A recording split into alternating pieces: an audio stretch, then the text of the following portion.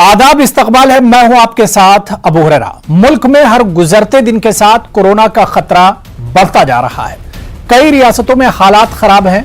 Maharashtra, UP, Delhi समेत पूरे मुल्क में कोरोना का कहर जारी है।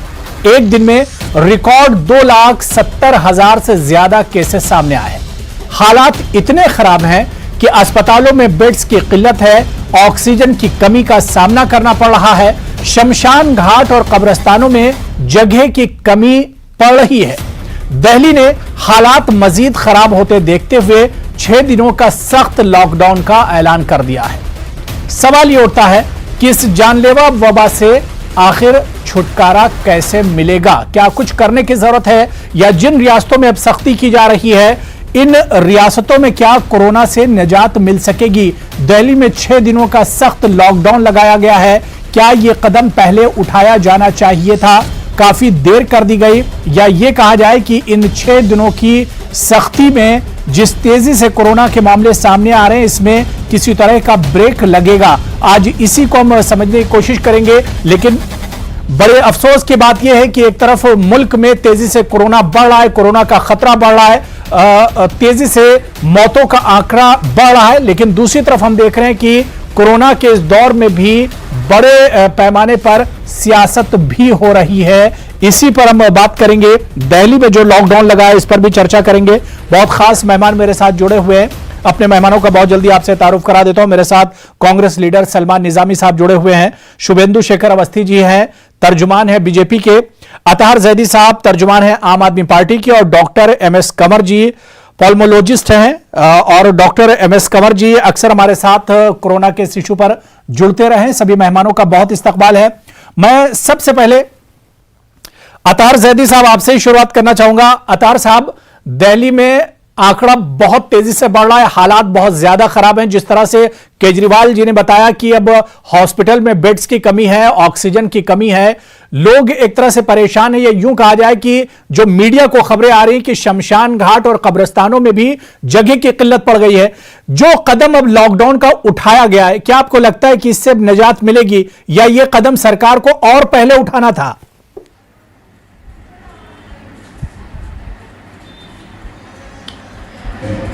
देखिए, दिल्ली के जो हालात हैं वो किसी से छुपे हुए नहीं हैं, और इसके बारे में हमारे माननीय मुख्यमंत्री day to day briefing press में आके दे भी रहे थे।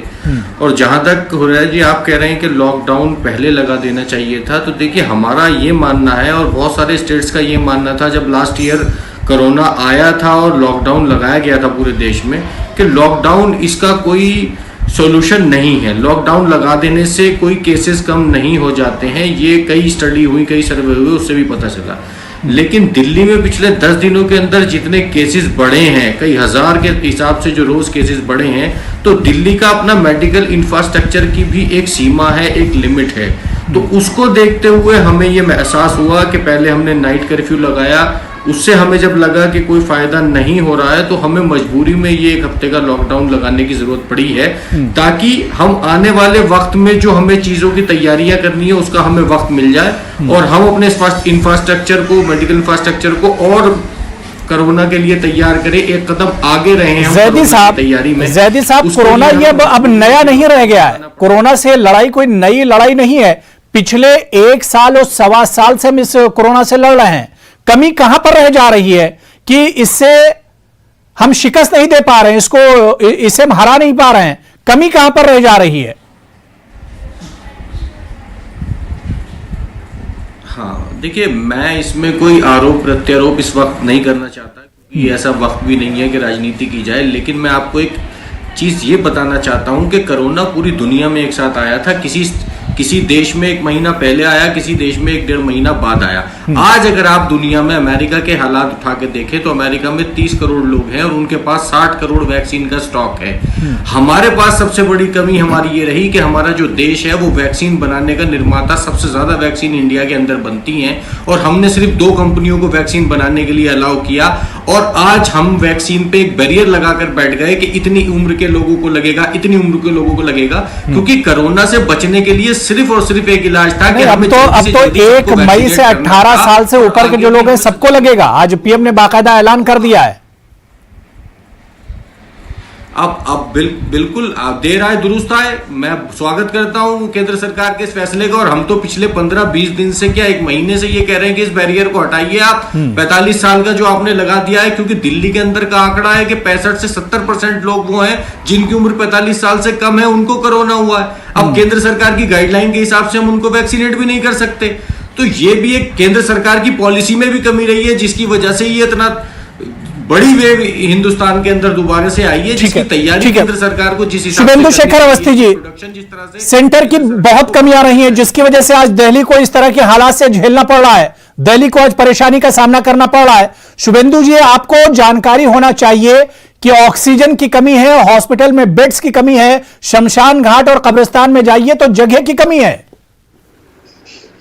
जी देखिए, मैं आपकी बात को बहुत सीरियस नोट पे कहना चाह रहा हूं कि ये जो कमियां बताई हैं, ऑक्सीजन की भी कमी है, बेड की भी कमी है। दिल्ली में खासकर कुल मिला के 1153 वेंटिलेटर हैं। 7 तारीख के स्थिति पे भी मैंने ये बात कही थी कि इमीडिएटली 7 तारीख को, आज से आप ही के चैनल पे आज 7 तारीख का जो हमारा टेलीकास्ट हुआ था, उसमें आप देखिएगा, मैंने कहा था कि इमीडिएटली दिल्ली के अंदर लॉकडाउन 1 हफ्ते का लगाइए, नहीं कंट्रोल होता है। बट उस समय पर जब फिगर 3000, 4000 आ रही थी, 5000 आ रही थी, तब किसी ने ध्यान नहीं दिया। मैं खाली ये जो कह रहे हैं कि अपने अथर्व जैती जी, मैं बिना चिल्लाए हुए, बिना गुस्सा किए हुए इनके ऊपर दुख होता है कि 135 करोड़ की जनता में पहले फेज में जनवरी 16 से चालू किया गया। उस समय पे यही सब लोग संदेह कर रहे थे कि ये मेडिसिन क्यों लाई जा रही है, भारतीय मेडिसिन का पूरा भी वो नहीं हुआ है, टेस्ट नहीं हुए हैं। आज वही लोग वैक्सीन की मांग कर रहे हैं जिन्होंने सबसे पहले संदेह दिया था। मैं राजनीति फिर नहीं करना चाह रहा हूं। 16 जनवरी से जब चालू हुआ, आज 85, 86, 87 दिन हुए हैं और 90 दिन हुए हैं। 90 दिन में 12-14 करोड़ लोगों को वैक्सीनेशन हो गया है। सबसे पहले हेल्थ के लोगों को, हेल्थ से जुड़े हुए लोगों को, फ्रंट में जुड़े हुए लोगों को, फिर 60 साल की उम्र तक के, 60 से 45 के साथ भी। कम से कम दिल्ली की सरकार ने कदम उठाया और 6 दिनों का लॉकडाउन लगा दिया। आपको पता होगा कि आज इलाहाबाद हाई कोर्ट ने 5 शहरों में, यूपी के 5 शहरों में 6 दिन का लॉकडाउन का ऑर्डर दिया था, हुक्म दिया था। योगी सरकार ने उसे मना कर दिया है। लखनऊ और दूसरे शहरों की हालत देखिए और उस पर से सरकार का रवैया देखिए। मैं दूसरी बात कहना चाह रहा हूं, 8 महीने से जहां पे 1163 वेंटिलेटर हैं, 8 महीने में एक नया वेंटिलेटर नहीं खरीदा। ये 8 महीने में तैयारी नहीं कर सकते थे क्या? और एक वेंटिलेटर, आजकल जो पोर्टेबल वेंटिलेटर आता है वो 1 लाख रुपए का आता है। 500 करोड़ का बजट दिया इन्होंने विज्ञापन के लिए। आज भी टाइम्स ऑफ इंडिया के अंदर फुल पेज का ऐड आया हुआ है अरविंद केजरीवाल जी का। 500 करोड़ में 50,000 वेंटिलेटर होते हैं। आज जो दिल्ली में डेथ हो रही है, देखिए इस तरह के खर्चे की बात मत कीजिए, इस तरह के खर्चे की बात मत कीजिए, और ना फिर बात बहुत दूर तक जाएगी। शुभेंदु जी, बात देखिए, बात फिर बहुत दूर तक जाएगी। मैं सलमान निजामी साहब को बहुत जल्दी जोड़ लेता हूं, उसके बाद मैं कंवर साहब आपके पास भी आ रहा हूं। सलमान निजामी साहब, दिल्ली सरकार के इस फैसले को कैसे देखते हैं? 6 दिनों का लॉकडाउन लगाया गया है, क्या आपको भी यही लगता है कि थोड़ी सी देरी हुई है? अगर यह कदम पहले उठा लिया जाता तो शायद हालात इतने ज्यादा खराब नहीं होते।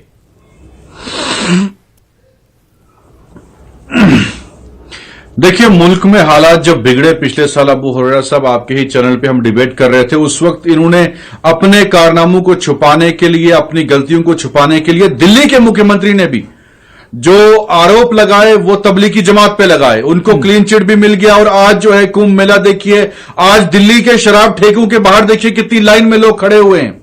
तो ये जो लॉकडाउन लगाया गया है इन्होंने अभी तक क्यों नहीं, इनको मालूम था कि वर्ल्ड WHO ने कहा था बार बार, हमारे पार्टी के जो सीनियर लीडर हैं, मेंबर पार्लियामेंट है राहुल गांधी जी, उन्होंने बार बार इनको कहा कि हिंदुस्तान में सुनामी आने वाली है। उसको इग्नोर किया गया, उसका मजाक उड़ाया गया। और आज देखिए आप दिल्ली में कितने केस बढ़ रहे हैं, इन्होंने क्यों नहीं प्रिकॉशंस लिए? आज भी आप दिल्ली के अस्पतालों में देखिए, ऑक्सीजन सिलेंडर लेके पेशेंट जो है अस्पतालों के बाहर खड़े हुए हैं। अस्पतालों में बेड नहीं है, अवेलेबल है। अभी तक सेंटर्स नहीं बने हैं जहां की पेशेंट्स को लिया जाए। आप देखिए कि पिछले एक साल में जब हमारे कोरोना के केसेस इतने बड़े, इतनी मौतें हुई और दिल्ली के मुख्यमंत्री ने 650 करोड़ अपनी पब्लिसिटी के लिए यूटिलाइज किया, वही पैसा अगर अस्पतालों की इंप्रूवमेंट के लिए खर्च किया होता तो आज दिल्ली को ये हालात नहीं होते, पूरे देश में नहीं। आज हमारी सरकार जो है बीजेपी की, आज हम जो हमारे सीएम है महाराष्ट्र के, वो जब प्राइम मिनिस्टर को फोन करते हैं कि हमें ऑक्सीजन सिलेंडर दीजिए, तो वो प्राइम मिनिस्टर जो है ये एक्सक्यूज देते हैं कि वो बिजी हैं वहां वेस्ट बंगाल की इलेक्शन की रैली को एड्रेस करने में। तो ये हालात है हमारी जब जाने नहीं रहेंगी, जब हमारे लोग नहीं रहेंगे तो हम क्या करेंगे इलेक्शन जीत के? बिल्कुल जाहिर सी बात है कि जान है तो जहान है, लेकिन और इलेक्शन भी आते जाते रहेंगे। चुनाव जब होंगे, जब इंसान जिंदा रहेगा, और जो कुछ वेस्ट बंगाल में हुआ या दूसरे रियासतों में जिस तरह से चुनाव हुआ और वहां पर कोरोना गाइडलाइन की धज्जियां उड़ाई गई, वाकई में शर्म से डूब जाने वाला ये एक तरह से मंजर था, नजारा था। लेकिन सवाल वही उठ रहा है कि दिल्ली में जो कदम उठाया गया, क्या यह कदम यूपी में ना उठाया जाए, जहां पर कई शहरों में हालात बहुत खराब हैं, लेकिन योगी सरकार ने वहां पर एक तरह से मना कर दिया है, हाईकोर्ट का हुक्म मानने से इनकार कर दिया है। मैं डॉक्टर एमएस कंवर जी आपके पास आना चाहूंगा। कंवर जी, सवाल यह उठ रहा है कि क्या वाकई में कोरोना की अनदेखी की गई, क्योंकि कोरोना अब 1-2 महीने से नहीं, पिछले 1.25 साल से कोरोना से हम लोग जूझ रहे हैं। अब जितनी तेजी से केसेस बढ़े, क्या वाकई में कोरोना की अनदेखी की गई जो आज हालात इतने ज्यादा बिगड़ गए? बिल्कुल की गई, इसमें कोई शक नहीं है, और बहुत सेंट्रल लेवल पे भी की गई है और स्टेट लेवल पे भी की गई है। इसमें अपने आप को जस्टिफाई करने की जरूरत नहीं समझनी चाहिए। अगर किसी मुल्क में जब कोरोना चल रहा है, रैलीज हो रही हैं, कांग्रीगेशंस हो रही हैं, मेले हो रहे हैं और लाखों की तादाद में लोग इकट्ठे किए जा रहे हैं और उनको इनकरेज किया जा रहा है कि इकट्ठे हो जाइए इस पर्पस के लिए, then what do you expect? आप एक्सपेक्ट करते हैं कि कोरोना भाग जाएगा वहां से, और आपने ये एंटिसिपेट नहीं किया कि किस तरह के म्यूटेशन से आपको वास्ता पड़ रहा है। जब यूके का वेरिएंट यहाँ पे आया था तो उसके बाद में दैट वाज B117, उसके बाद में इंडिया में 2 स्ट्रेन बड़े एक्टिव हो गए थे महाराष्ट्र में, फिर एक डबल म्यूटेंट बन गया था और डबल म्यूटेंट इस वक्त बहुत ज्यादा एक्टिव है, and that is not only very highly transmissible, जो कि एक दूसरे से बहुत जल्दी फैलता है, और विरुलेंट भी ज्यादा है। शुरू में हम सोचते थे आज से 1-1.5 महीना पहले कि इतना विरुलेंट नहीं होगा, लेकिन जब से डबल म्यूटेंट के न्यूज आनी शुरू हो गई, तब से हमने ये भी देखा है कि पेशेंट्स इतने ज्यादा सिक हो रहे हैं, इतने ज्यादा जल्दी उनकी डिटीरियोरेशन हो रही है, जो कि पिछले वुहान वायरस के टाइम पे लास्ट ईयर एक सेकंड वीक में जाकर डिटीरियोरेशन शुरू होती थी, लंग्स में चेंजेस आती थी, ऑक्सीजन गिरनी शुरू होती थी। अब दूसरे, तीसरे, चौथे दिन में ही ये चीजें देखनी शुरू हो गई हैं, और इसलिए the influx has been so huge. किसी साहब ने अभी बोला tsunami, yes it is a tsunami, you should come to our hospitals and see what is the state. और हॉस्पिटल के बाहर एम्बुलेंसेस खड़ी हैं, एम्बुलेंस में लोग बैठे हुए हैं, अंदर ऑक्सीजन उनको मिल रही है लेकिन अंदर बेड नहीं है अंदर भर्ती करने के लिए, और जो पेशेंट्स आईसीयू में जाने चाहिए वो वार्ड्स में है और या सड़कों पे है, और दिन में पता नहीं कितने फोन आते हैं, मेरे ख्याल 50-100 फोन तो सिर्फ मेरे को ही आते हैं सिर्फ बेड के लिए, लेकिन हम we are helpless in that. So ये चीजें, इसमें डिले भी हुई है, और ये अब देखिए स्टेट लेवल पे क्या हो रहा है।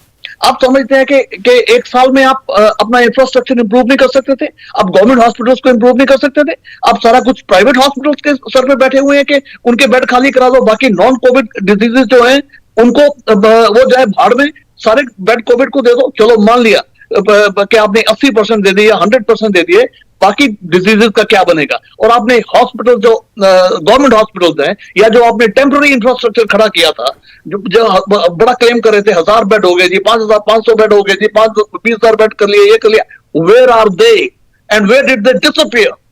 वो कहां गए?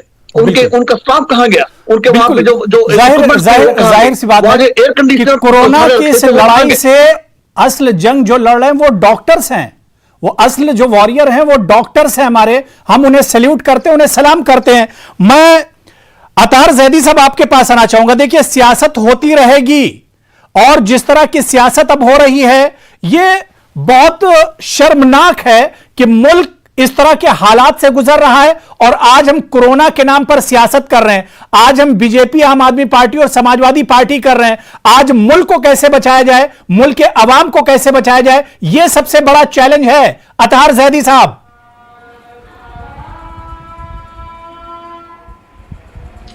नहीं, हम खुद इस चीज़ को मानते हैं हुरेरा जी, और हम सियासत इस पे बिल्कुल नहीं कर रहे हैं। मैं आपके चैनल के माध्यम से ये बात कहना चाह रहा हूँ कि हम इस पे बिल्कुल भी सियासत नहीं कर रहे। इसीलिए हमारे CM day to day brief कर रहे हैं कि आज क्या हालात है, आज क्या हालात है और आने वाले कुछ दिनों में क्या हालात हो सकते हैं। उसके लिए हमारे इंफ्रास्ट्रक्चर, हम क्या उसमें तैयारियां कर रहे हैं। राधा स्वामी सत्संग व्यास में एक टेम्परेरी हॉस्पिटल हमने तैयार किया है जो हमारा कल से। जैदी साहब, आपके पास बेड नहीं मरीजों के लिए, किस तैयारी की बात आप कर रहे हैं? अतहार जैदी साहब, दिल्ली में मरीजों के लिए बेड नहीं है। कई ऐसे एग्जाम्पल है जिन्हें दिल्ली हॉस्पिटल में जगह नहीं मिली, कोई हरियाणा किसी को जाना पड़ा और किसी को नोएडा और यूपी का रुख करना पड़ा। किस तैयारी की बात आप कर रहे हैं जैदी साहब? अबू हुरैरा साहब, दिल्ली के साथ एक छोटी सी प्रॉब्लम जो है वो ये है कि दिल्ली जो है वो पूरे एनसीआर का बोझ उठाता है। दिल्ली के अंदर आप खुद ये बात मानेंगे कि आज भी अगर आप सर्वे कराएं, मैं उसमें ये नहीं मना कर रहा हूं कि दिल्ली कोई किसी को इलाज के लिए मना कर रहा है, लेकिन अगर आप आज सर्वे कराएंगे तो 20 से 25% मरीज इस वक्त भी आपको दिल्ली के अंदर ऐसे मिलेंगे जो दिल्ली के आसपास के शहरों से आते हैं। उनका इलाज करने के लिए भी हम कमिटेड है, इसलिए दिल्ली के ऊपर बहुत ज्यादा है। और दिल्ली का जो इंफ्रास्ट्रक्चर है मेडिकल का, वो एक लिमिटेड इंफ्रास्ट्रक्चर है जिसको हमने इंप्रूव किया है पिछले 5 साल में। और अभी जो टेम्परेरी मेजर्स हम ले सकते हैं वो हम सारे मेजर्स ले रहे हैं हम। ठीक है, मैं शुभेंदु शेखर जी आपके पास आना चाहूंगा। शुभेंदु जी, जो बात यहां अतहार जैदी साहब कह रहे हैं कि दिल्ली में जाहिर सी बात है और वो हम और आप बहुत अच्छे से जानते हैं कि एनसीआर का वाकई में दिल्ली पर बहुत बोझ है। दिल्ली ने तो अपने यहां 6 दिनों का सख्त लॉकडाउन लगा दिया है कि कोई बिला जरूरत बाहर ना निकले। लेकिन अगर आपका एनसीआर खुला रहेगा, आपका नोएडा अगर खुला रहेगा, यूपी और दिल्ली का जो बॉर्डर है अगर वो खुला रहेगा, तो दिल्ली में क्या लॉकडाउन हो सकता है? क्या लॉकडाउन की खिलाफवर्जी नहीं होगी? क्या दिल्ली में केसेस घटेंगे? शुभेंदु जी, आपकी सरकार ने तो मना कर दिया, हाईकोर्ट का हुक्म मानने से इनकार कर दिया। देखिए, जो आपका कहना बिल्कुल ठीक है। यदि दिल्ली में डॉक्टर 6 दिन का लॉकडाउन लगाया गया है, मैं आपके पास आ रहा हूं सर जी। हाँ, जो 6 दिन का लॉकडाउन लगाया गया है, दिल्ली के सभी बॉर्डर सील होने चाहिए, बाहर से लोग आने जाने वाले बंद होने चाहिए। और जो सरकार ने, यूपी सरकार ने अभी हाईकोर्ट की बात को नहीं माना है। कल सुबह 10:30 बजे दोबारा मीटिंग है, उसके ऊपर एक्शन होगा। क्या चीज तय हो रही है, क्या चीज तय नहीं हो रही है, कल सुबह तक का 10 बजे तक का वेट करिए। दूसरी चीज, तो अभी भी यानी यूपी के जिन शहरों में हाईकोर्ट ने लॉकडाउन का हुक्म दिया, वहां पर हालात बहुत खराब है शुभेंदु जी। चाहे इलाहाबाद की बात कीजिए, मैं खुद लखनऊ से आता हूं, लखनऊ की बात कीजिए, कानपुर की बात कीजिए, हालात बहुत खराब हैं। सीएम योगी जी का जो डिस्ट्रिक्ट है, जो शहर है गोरखपुर, वहां के हालात खराब हैं। अब वहां पर भी सरकार को क्या इस पर भी सियासत करनी है सरकार को? नहीं, मैं भी लखनऊ कानपुर का ही रहने वाला हूं और इसलिए मैं वहां की स्थितियों को समझ रहा हूं। कोर्ट के निर्देश को किस तरीके से पालन किया जाए, इस विषय के ऊपर यदि इमीडिएटली लॉकडाउन लगाया जाएगा तो बहुत सारे लोग ट्रांजिट में पिछली बार की तरह इधर से उधर मूव करने लगेंगे। इसके लिए एक बहुत बड़ी हाई लेवल मीटिंग हो रही है, कल 10:30 बजे की मीटिंग है और उसमें ये सब लॉकडाउन को किस तरीके से इंप्लीमेंट किया जाए ये पूरा तैयार होगा। ऐसा नहीं खाली लॉकडाउन अचानक लगा देने से कुछ चीजें रुक जाएंगी, एक दिन के अंदर लगाया जाएगा और भी वो बाकी जो वहां की एक्चुअल स्थिति है उसको समझने के लिए और बाकी लोग इधर से दूसरी जगहों पर ना जाए, इसकी तैयारी की जा रही है। और पूरे यूपी के अंदर आप देखिएगा कल से परसों के बीच में जहां जहां पे केसेस आ रहे हैं लॉकडाउन लगाया जाएगा, बट सिस्टमेटिक तरीके से लगाया जाएगा। यही लिख के यूपी के सीएम ने वहां के हाईकोर्ट को दिया है। सलमान निजामी साहब जो ये कह रहे थे, सलमान निजामी साहब, 1 साल पहले जब पूरे मुल्क में लॉकडाउन लगा था उस वक्त वजीर आजम साहब ने 20 या 21 दिन मुल्क के आवाम से मांगे थे। आज 1.25 साल हो गया है और जो स्टेट, जो रियासतें कह रही थी कि हम दोबारा लॉकडाउन नहीं लगाएंगे, आज फिर उनके हालात लॉकडाउन जैसे बन रहे हैं। दिल्ली में 6 दिन का लॉकडाउन लगाना पड़ा है।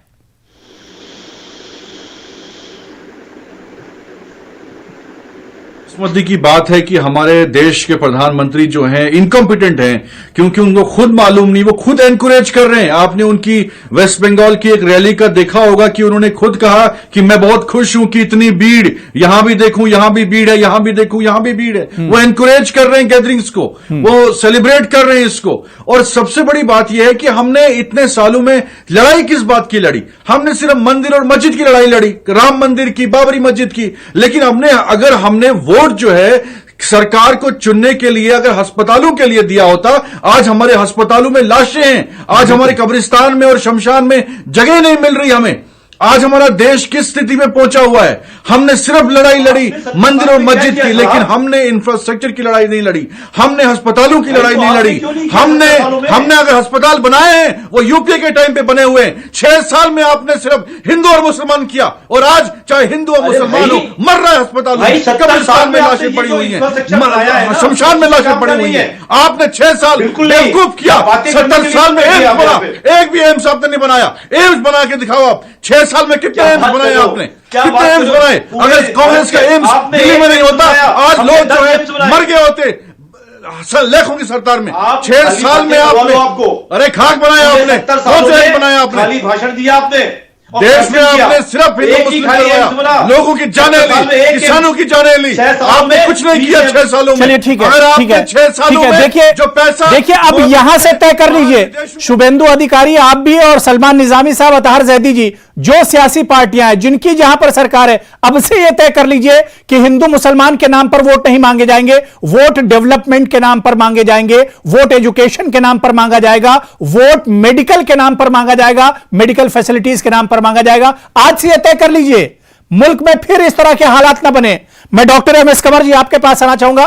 सर, 6 दिनों का सख्त लॉकडाउन लगाया गया, क्योंकि आप लोग तो साल 1.5 साल से लगातार इस तरह के मसलों का सामना कर रहे हैं, बहुत मुश्किल दौर से आप लोग गुजर रहे हैं। सर, क्या 6 दिन के इस लॉकडाउन से कुछ राहत मिलेगी? This is too little an effort. मैं आपको याद दिलाना चाहता हूं, जब यूएसए में बीमारी बहुत तेजी से फैल रही थी और ट्रंप ने कोई एक्शन नहीं लिया, कोई लॉकडाउन नहीं थे, कुछ नहीं था, और बहुत रैपिडली न्यूयॉर्क से शुरू होकर फिर कैलिफोर्निया में, उधर सिएटल में सब कुछ हो रहा था, तो लोग, दुनिया हंस रही थी उनके ऊपर। उसके बाद ब्राजील में आग की तरह फैली, लेकिन उससे पहले बोल्सोनारो ने कोई लॉकडाउन की बात नहीं की। उसने कहा कि इसकी कोई जरूरत नहीं है। उसने ओपनली कहा था कि हमारे मुल्क को खतरा नहीं है कोविड से। जबकि दुनिया में 3 कंट्रीज हैं इस वक्त, यूएसए, इंडिया एंड ब्राजील, जिसमें मैक्सिमम केसेस रहे हैं। उसकी हसाई हो चुकी, ट्रंप की, बोल्सोनारो की हो चुकी, और अब इंडिया की हो रही है, क्योंकि यहाँ पे जिस तरीके से ये कांग्रीगेशन मेले हो रहे हैं और इलेक्शन रैलीज हो रही हैं उस हिसाब से, और जितने कंट्री में केसेस रैपिडली फैल रहे हैं और एक एक दिन में जो केसेस फैल रहे हैं, उसको देख के आप समझते हैं दुनिया हमारे ऊपर नहीं हंस रही। Sir, coming to your question of 6 days lockdown, 6 दिन से कुछ नहीं बनने वाला, क्योंकि डिजीज को थोड़ा सा कंट्रोल, थोड़ा सा स्लो डाउन करने। देखिए, लॉकडाउन से कोई बीमारी रुकने वाली नहीं है, बीमारी कोई ठीक होने वाली नहीं है, लेकिन आपको वक्त देती है ताकि आप अपने आप इंफ्रास्ट्रक्चर को कुछ संभाल सको, अपने बेड कैपेसिटी को इंप्रूव कर सको, अपनी स्टाफिंग इंप्रूव कर सको, इक्विपमेंट्स को इंप्रूव कर सको।